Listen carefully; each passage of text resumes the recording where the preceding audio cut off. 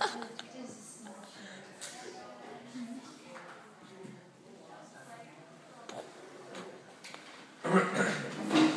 Julio. Thank you, Mr. Speaker, government, opposition, welcome everybody. Well, we are here speaking about bombing or not bombing nuclear facilities in Iran.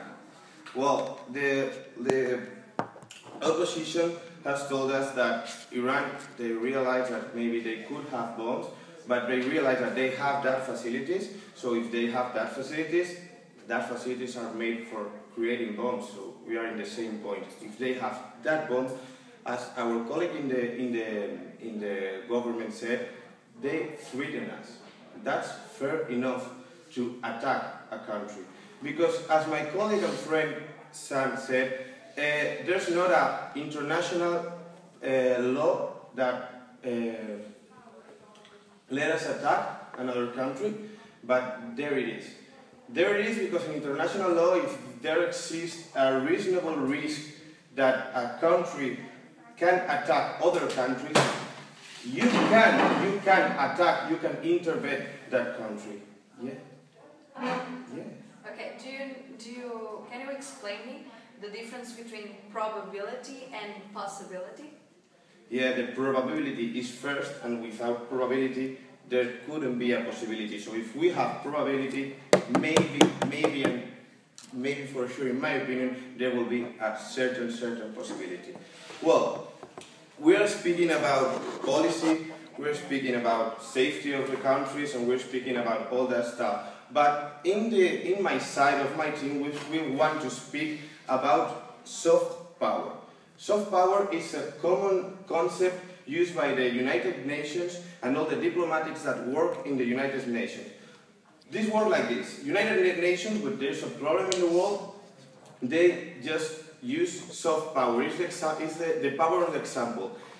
If we have a problem in Iraq and we bomb Iraq, the soft power says, and it says for sure that the cities, the countries around Iraq are going to do the same as Iraq. So if Iraq is bombed, Iraq is going to stop developing new bombs, and all the countries around Iraq are going to stop it. Because if not, in the future they will be attacked the same. Yes, how can you be sure of that? I'm sure of that because I've studied international law and diplomatics of United Nations said that soft power works. And soft power is being used either in Europe, in Africa, and in different problems all around the world. Well, one moment. The thing is that we believe in the promotion of this motion in the case that it's a certain possibility of suffering a nuclear attack. We are speaking about this concrete political moment. Just the fact that they have this type of facilities, as my colleague in the government said, it's a threat. They threaten us, as we said. Yes. So every country that has nuclear arms is a threat to the world. Yes, it's a threat to the world. But as my colleague said, and as you said, we were speaking before about USA, and USA have bombs, but USA it's a democracy, it's a modern country in the world, and Iran, in my opinion, is not like the idol of countries all around the world that we have to support and we have to be like Iran. So I think that that's not a really good point.